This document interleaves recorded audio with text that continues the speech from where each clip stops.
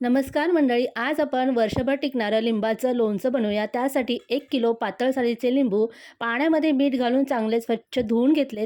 त्यानंतर धुवून घेतलेले हे सगळे लिंबू एका कोरड्या फडक्याने चांगले पुसून घ्यायचे आणि एका लिंबाचे 8 फोडी अशा प्रकारे सगळे लिंबू आपण कापून घेणार आहोत। लिंबातल्या सगळ्या आपल्याला बिया इथे काढून घ्यायच्या आहेत आठवणीने। आता लिंबू आपण कापून घेतले आहेत, बियात काढून घेतलेल्या आहेत। त्यानंतर कुकरचे 2 भांडे घेऊन यामध्ये कापलेला लिंबू घालायचा आहे, मीठ घालायचं आहे, थोडीशी हळद घालून चांगलं मिक्स करून कुकरमध्ये ठेवून याच्या 8 शिट्ट्या आपल्याला करून घ्यायच्या आहेत।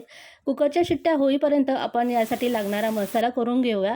एका पॅनमध्ये धने, जिरे, बडीशोप आणि काही खडे मसाले भाजून घ्यायचे। थंड झाल्यावर त्याची पावडर करून घ्यायची। त्यानंतर लगेचच गॅसवर एक कढई ठेवून त्यामध्ये थोडासा लिंबाचा रस, अर्धा किलो गूळ चांगला पातळ करून घ्यायचा। नंतर लाल तिखट, बारीक केलेली पावडर आणि लिंबाच्या फोडी घालून घट्ट होईपर्यंत शिजून घ्यायचं। थोडंसं मीठही घालायचं आणि थंड झालं की एका मस्त अशा काचेच्या बरणीत भरून ठेवायचं। अगदी चटपटीत लिंबाचं लोणचं आपलं तयार झालं।